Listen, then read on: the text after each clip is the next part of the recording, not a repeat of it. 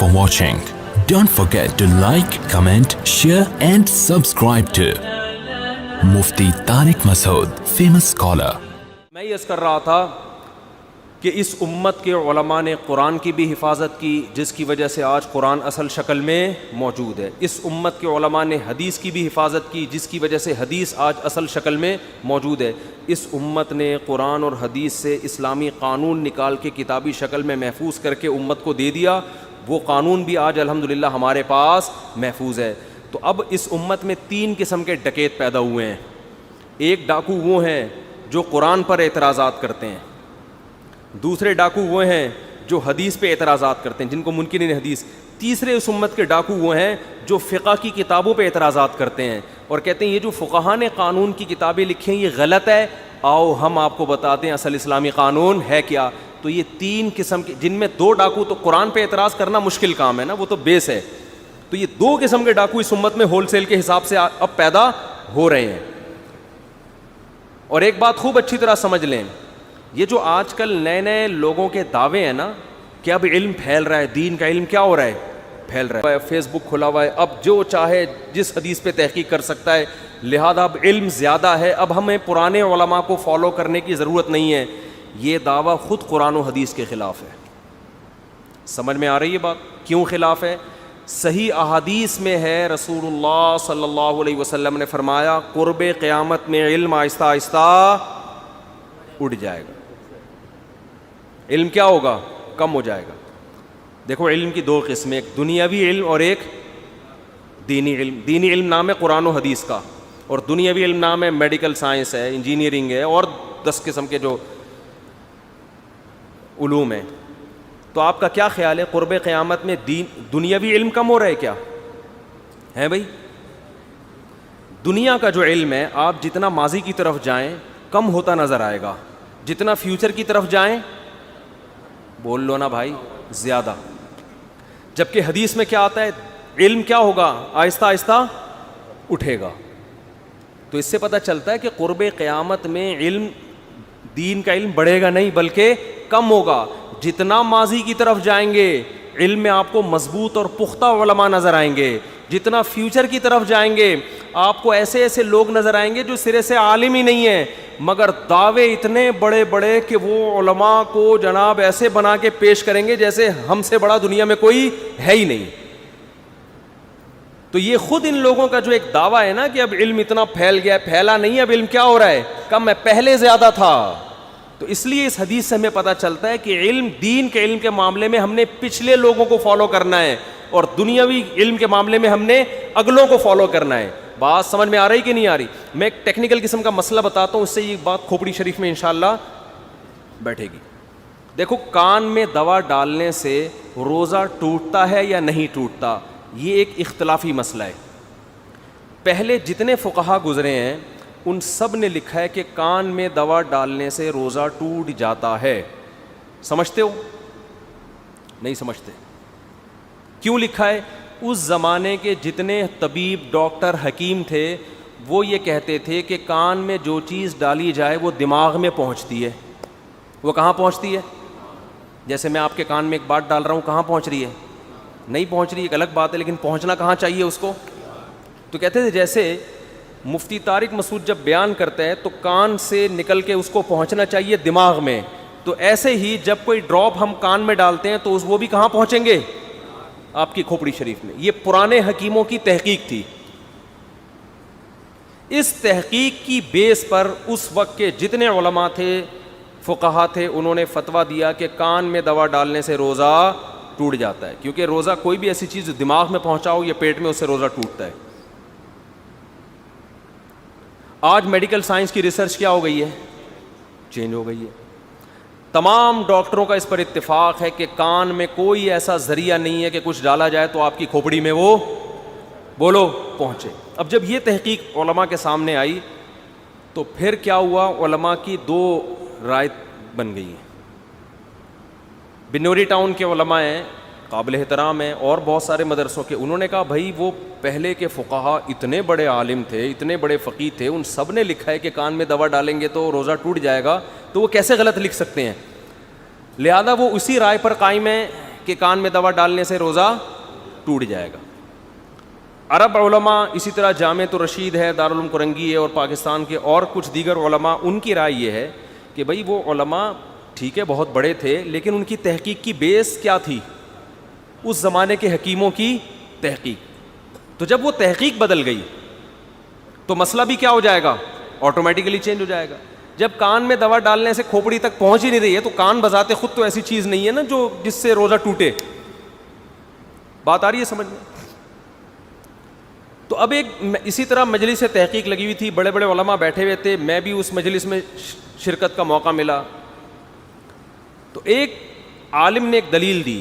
انہوں نے دلیل یہ دی کہ بھائی ہم کیسے اس زمانے کے علماء جو دین میں علم میں ہم سے کئی گنا آگے تھے, ہم ان کی تحقیق کو کیسے چھوڑ دیں؟ وہ تو ہم سے علم میں کئی گنا آگے تھے. تو ایک دوسرے مفتی صاحب نے بڑا خاندانی جواب دیا. انہوں نے کہا جیسے اس زمانے کے علماء اس زمانے کے حساب سے زیرو ہیں, تو اسی طرح اس زمانے کے حکیم اس زمانے کے ڈاکٹروں کے لحاظ سے کیا ہیں؟ زیرو ہیں. اس چیز کو دیکھا جائے گا. کھوپڑی میں بات بیٹھی, کان میں بات جا کے دماغ تک پہنچی,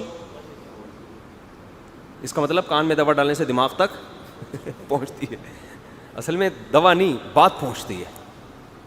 تو لیکن وہ بھی ہر ایک کے نہیں پہنچتی, کسی کے پہنچ رہی ہے, کسی کے ان کے دستے نازک کے لیے بھیجی تھی تو پوچھی خبر پہنچی, تو یہ پہنچی کہ پوچھی نہیں پہنچی. تو شاعر کہہ رہا ہے میں نے محبوبہ کے دستے نازک ہاتھوں کے لیے پوچھی بھیجی تھی, خبر پہنچی تو یہ پہنچی کہ پوچھی نہیں پہنچی. ایسی چیزیں کہاں پہنچتی ہیں یار؟ خوش قسمت لوگوں کی پہنچتی ہیں ایسی چیزیں. تو خیر, تو اور آج کل محبوبہ کے دست نازک بھی نہیں ہوتے. آج کل خواتین بڑے بڑے چپیٹ لے کے بیٹھی ہوئی ہیں. وہ ونس اپون اے ٹائم کہ محبوبہ کے دست نازک کے لیے بھیجا جاتا تھا, اب ایسا نہیں ہوتا. تو خیر, تو یہ بات ہے جو قرآن و سنت سے ثابت ہے کہ دنیا کا علم کیا ہو رہا ہے؟ بڑھ رہا ہے. دین کا علم آہستہ آہستہ کم. کیسے کم ہو رہا ہے؟ پراپر کتنے بڑے بڑے پروفیسر اس وقت ہیں جن کو عربی نہیں آتی. یہ جو مشہور ہے نا, جن کی بڑی ایک زبردست شاپ ہے آج کل, ان کو عربی نہیں آتی. محقق بننے کے لیے سب سے پہلی بات یہ ہونی چاہیے کہ آپ جس زبان میں ریسرچ, آپ جس زبان میں اسلام کی ساری ریسرچ ہے اس زبان کو آپ سیکھو. جیسے کسی ڈاکٹر کو انگلش نہیں آتی اور وہ میڈیکل سائنس کی کتابوں سے کیا پیش کر رہا ہے تحقیق. بھائی میڈیکل سائنس کی تو ساری کتابیں انگلش میں ہیں, آپ کیسے رپورٹیں پیش کر رہے ہو؟ آپ کو تو یہ بھی نہیں پتا کہ اس کا ترجمہ صحیح ہوا بھی ہے کہ نہیں ہوا. اور آپ دیکھ لیں جتنے بڑے بڑے محقق اس وقت موجود ہیں یوٹیوب پہ, فیس بک پہ, جو علماء کے خلاف صبح و شام ان کو صرف نحو جو عربی کی بیس ہے نا, بیس اس سے ناواقف ہیں. ان میں ایک مشہور بہت بڑے فتنہ پرور صاحب ہیں, انہوں نے ایک لفظ کہا کہ دو قول ہیں اس میں, یہ احوت ہے. ایک قول کیا ہے؟ احوت. احوت کو کیا پڑھ رہے ہیں محترم؟ یہ تو جو میرے تفسیر کے لیکچر پڑھتے ہیں نا, ان کو بھی اتنی عربی کم از کم آتی ہوگی. اضربو کا معنی دوسرے کے مقابلے میں زیادہ مارنے والا, احوتو کا معنی دوسرے کے مقابلے میں زیادہ احتیاط. بعض دفعہ دو قول ہوتے ہیں نا فقہا کے, ایک میں احتیاط زیادہ ہوتی ہے تو فقہا لکھتے ہیں یہ احوت ہے. یہ کیا ہے؟ احوت. احوت کا مطلب اس قول پہ عمل کرنے میں احتیاط زیادہ ہے. جیسے امام حنیفہ کا قول ہے کہ قربانی واجب ہے, امام شافعی یا امام احمد بن حنبل کہتے ہیں کہ سنت مؤکدہ ہے. تو سعودی عرب کے ایک عالم کا فتویٰ ہے کہ بھئی احوت کیا ہے, ابو حنیفہ کا قول کیا ہے, اس میں احتیاط زیادہ ہے, احادیث اس طرف بھی ہے. ٹھیک ہے نا, احتیاط اس قول کو لینے میں کیا ہے, یہ علماء کا ہوتا ہے کہ بھئی اس قول میں کیا ہے, احتیاط ہے. تو احوت کو کیا پڑھ رہے ہیں محترم چینل پہ؟ احوت. لیکن چونکہ پبلک کو پتہ نہیں ہوتا, محقق بھائی احوت بھی آتا ہے ان کو, کیا آتا ہے؟ احوت بھی آتا ہے. احوت ایسے بڑے بڑے, میں اگر ہم یہ کام شروع کر دیں نا ان پروفیسروں کی اس طرح کی غلطیوں کو نکال کے, تو ہمارے پاس پھر اس کے علاوہ کوئی اور کام کا ٹائم, اتنی بڑی بڑی غلطیاں ان لوگوں کی, لیکن ہم یہ کام کرتے نہیں ہیں. لیکن ان کو موقع مل جائے تو فوراً سے پہلے کرتے ہیں وہ, حالانکہ وہ زبان کی لڑکھڑاہٹ ہوتی ہے. وہ جان بوجھ کر کوئی صرف پڑھنے والا احوت نہیں پڑھے گا کم از کم احوت کو. یہ میرا بھانجا بیٹھا ہوا ہے بھی عربی گرامر کے پہلے سال میں جامعۃ الرشید میں, اس کو بھی پتا ہوگا میرا خیال ہے اہوت ہوتا ہے احوت ہوتا ہے, اہوت نہیں ہوتا. تو ایسے اتنی بڑی ایک محترم ہے, بڑے مفسر ہیں, وہ قرآن کی آیت کا ترجمہ کر رہے ہیں, وما یؤمن اکثرهم باللہ الا وهم مشرکون. اس کا ترجمہ کر رہے ہیں. پہلے میں بتاؤں اس کا صحیح ترجمہ کیا ہے. قرآن کے الفاظ ہیں وما یؤمن اکثرهم باللہ, ان میں سے اکثر لوگ اللہ پر ایمان نہیں لاتے, الا مگر اس حال میں وہم مشرکون کہ وہ شرک کر رہے ہوتے ہیں. یعنی دنیا میں اکثر لوگ جو گاڈ کو مانتے ہیں اس دور میں وہ اکثریت کیا تھی؟ مشرک تھی. جبکہ اللہ کو یہ شرک والا ایمان قبول نہیں ہے. جیسے عیسائی ہیں, ہندو ہیں, سکھ ہیں, بہت سارے مذاہب ایسے ہیں جو اللہ پر گاڈ پر ایمان تو رکھتے ہیں مگر ساتھ ساتھ دوسروں کو شریک بھی کرتے ہیں. یہ پوری امت اجماع ہے کہ اس آیت کا یہی مطلب ہے, اس کے علاوہ کوئی اور مطلب نہیں ہے. اور جس نے ذرا بھی عربی گرامر جانتا ہو نا وہ یہی ترجمہ کرے گا. بہت بڑے مفسر صاحب ترجمہ کیا کر رہے ہیں کہ مسلمانوں میں اکثریت وہ ہے جو اللہ پر ایمان رکھتے ہیں شرک کے ساتھ. یعنی مسلمانوں میں بہت سارے لوگ ایسے ہیں جو اللہ پر ایمان لاتے ہیں مگر ساتھ ساتھ کیا کرتے ہیں. یعنی اس آیت سے مراد کون لے لیا؟ مسلمان, کہ مسلمانوں کی اکثریت شرک کر رہی ہے. تو کیا کہاں کی کہاں لگا دی. ایک بہت بڑے مفسر ہیں, انہوں نے ایک اور, یعنی جو لفظی ترجمہ بھی نہ کر سکے لوگ ان کے سن رہے ہیں کہ یار تحقیق کیا ہے. اٹ از کالڈ تحقیق.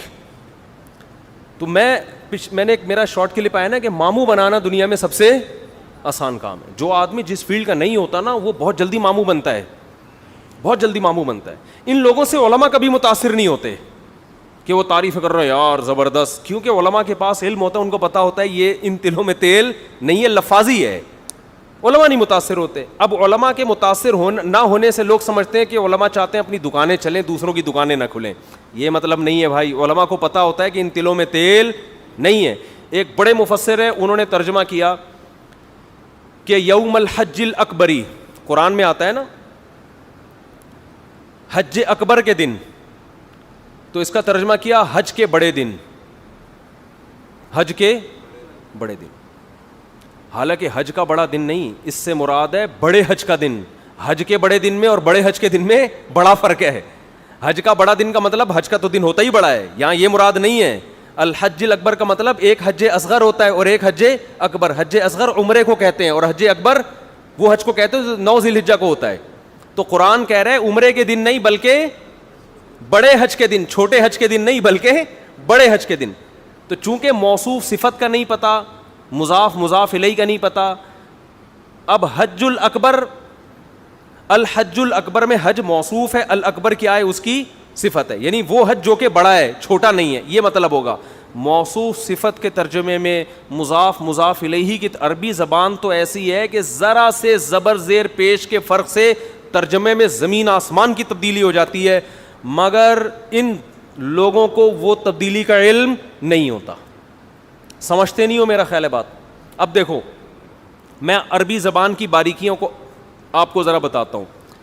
آپ یہ جو دعا پڑھتے ہیں الحمدللہ الذی اطعمنا, تمام تعریفیں اس اللہ کے لیے ہیں اطعمنا جس نے ہمیں کھلایا.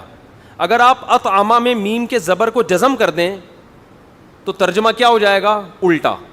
الحمدللہ الذی اطعمنا, تمام تعریفیں اس اللہ کے لیے جس کو ہم نے کھلایا. نہیں آ رہی بات میرا خیال ہے. اطعمنا اور اطعمنا میں بولو فرق ہے. جزاک اللہ اور جزاک اللہ میں کیا ہے؟ جزا کا مطلب اللہ بدلہ دے, جزا کا مطلب تجزیہ کرے تمہارا. تجزیہ کسے کہتے ہیں؟ جز در جز بنا دینا کسی چیز کو, ٹکڑے ٹکڑے کر دینا. تجزیہ نہیں ہوتا, جزا یجزی تجزیتن, تجزیہ نگار ہوتے ہیں نا, کیا مطلب ہر چیز کو ٹکڑے ٹکڑے کر کے اینالائز کر رہے ہوتے ہیں, ہر چیز کو الگ الگ رکھ کے غور کر رہے ہوتے ہیں. تو جزاک اللہ کا مطلب کیا؟ اللہ تمہارے جز بنا دے بہت سارے. تمہارا ہاتھ وہاں پڑا ہو, لوگ دیکھ رہے ہوں کہ یہ ستار بھائی کا یہ ہاتھ ہے, اینالائز ہو رہا ہے نا, ایک ایک چیز پہ الگ الگ سے کیا ہو رہا ہے؟ غور ہو رہا ہے. یہ ان کی آنکھیں ہیں, یہ الگ سے رکھی ہوئی ہیں یہاں پہ. تو کتنا فرق ہو گیا جزاک اللہ اور جزاک اللہ میں. تو یہ تو میں نے چھوٹی سی مثالیں دی ہیں عربی گرامر. تو اور عربی گرامر جب تک کسی بابے کے پاس بیٹھ کے علم حاصل نہ کریں اس وقت تک عربی کتابوں سے تو سوال ہی پیدا نہیں ہوتا کسی کے باپ کو بھی عربی آ جائے معذرت کے ساتھ. اب باپ کا لفظ ایشو بنا ہے تو اب بار بار باپ کا لفظ مارکیٹ میں آئے گا کیونکہ ماموں آپ کو پسند نہیں آیا. ٹھیک ہے نا.